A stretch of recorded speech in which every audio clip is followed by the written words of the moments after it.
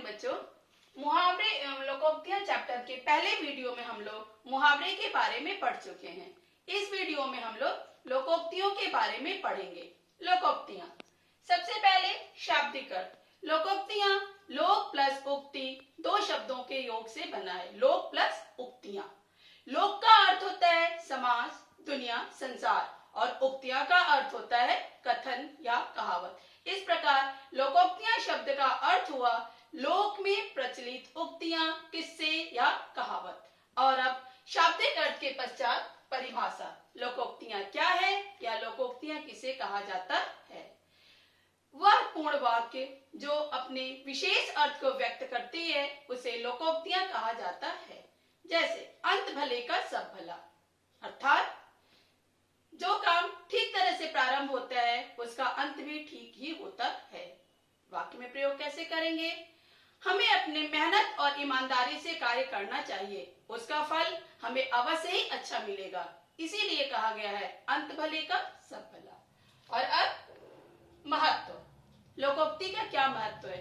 लोकोक्ति के प्रयोग से भाषा प्रभावशाली बनती है, भाषा में सौंदर्य आ जाता है।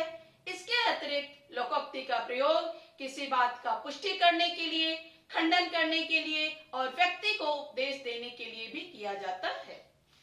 और अब विशेषता। लोकोक्ति की क्या विशेषता है? लोकोक्तियां लोक के लंबे अनुभव के आधार पर लिखी या बनाई जाती हैं। इसमें व्यक्ति लोक के अपने लंबे अनुभव को सामान्य शब्दों में व्यक्त करता है। अब मुहावरे व लोकोक्तियों में समानता। इन दोनों में समानता क्या है? ज्यादातर बच्चे इसमें कंफ्यूज हो जाते हैं कि अलग है कि एक है।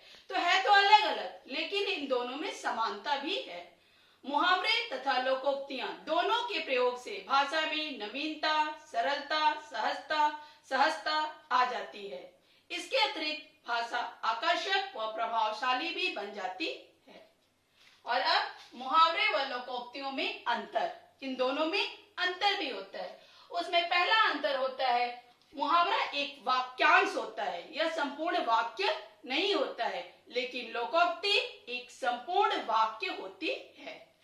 दूसरा, मुहावरे में व्याकरण के आधार पर परिवर्तन होता है, लोकोक्ति एक पूर्ण इकाई है, इसलिए इसमें परिवर्तन नहीं होता है।